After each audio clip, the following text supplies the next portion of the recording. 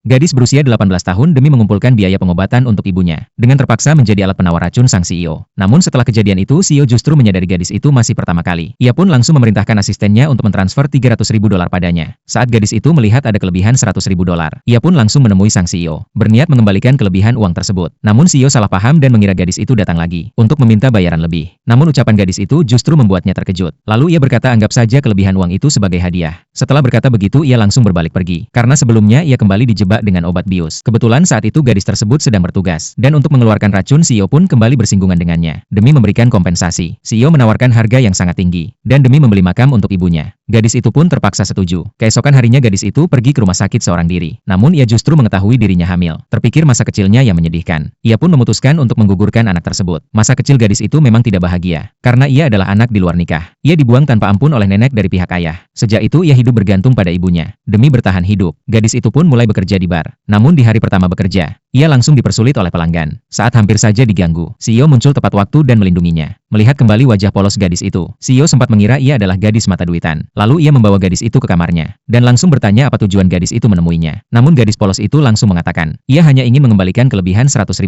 Perkataan gadis itu membuatnya terkejut. Ia pun berkata anggap saja uang itu sebagai hadiah. Setelah itu ia langsung pergi. Awalnya mereka hanya mengira diri sebagai orang asing. Tak disangka ibu gadis itu akhirnya meninggal dunia. Gadis itu pun memakamkan ibunya di makam paling mahal di New York. Secara kebetulan makam itu adalah milik keluarga sang CEO. Pada hari pemakaman ibunya, CEO datang untuk inspeksi. Tanpa sengaja melihat gadis itu menangis di tengah hujan. Dari asisten ia pun tahu bahwa gadis itu keliling mencari uang demi pengobatan ibunya, sampai terpaksa bekerja di klub malam menjual minuman. Barulah CEO sadar bahwa semua yang dilakukan gadis itu adalah demi ibunya yang sakit parah. Di saat itu juga hati CEO yang dingin pertama kali tertarik pada gadis biasa ini. Malam itu ia ingin menemui gadis itu lagi. Namun ia mendapat kabar bahwa gadis itu sudah mengundurkan diri. Mendengar hal itu CEO sedikit kecewa. Mengira tidak akan bertemu lagi dengannya seumur hidup. Tak disangka sebulan kemudian, gadis itu sering merasa mual dan ingin muntah. Dengan gugup ia masuk apotek, membeli alat tes kehamilan. Dan hasilnya muncul 2 garis merah yang mencolok. Gadis itu pun panik tak tahu harus bagaimana. Teringat bahwa ia juga anak di luar nikah. Ia pun yakin bahwa anak seperti itu tidak akan bahagia. Lalu ia pergi ke rumah sakit, dan membuat janji untuk operasi aborsi esok hari. Saat ia berjalan keluar dari ruang konsultasi dengan hati yang hancur, tanpa sengaja berselisihan dengan sang CEO yang juga sedang berada di rumah sakit.